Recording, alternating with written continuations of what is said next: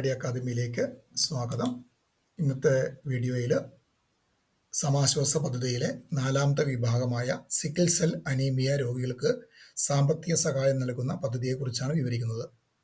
അരിവാൾ സെൽ രോഗം അഥവാ സിക്കിൾ സെൽ അനീമിയ ബാധിച്ച ആദിവാസി വിഭാഗത്തിൽപ്പെടാത്ത രോഗികൾക്ക് വൈദ്യസഹായം നൽകുന്ന ഒരു പദ്ധതിയാണിത്.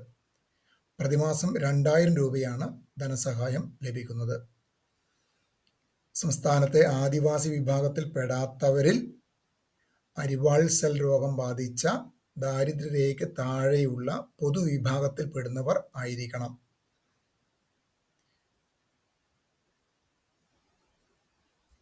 ഡോക്ടറുടെ സർട്ടിഫിക്കറ്റ് ലഭിച്ചിട്ടുള്ളവരായിരിക്കണം.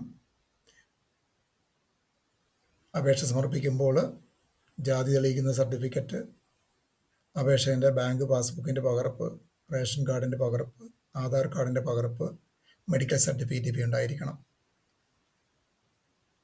കേരള സാമൂഹ്യ സുരക്ഷാ മിഷനാണ് ഈ പദ്ധതി നടപ്പിലാക്കുന്നത്.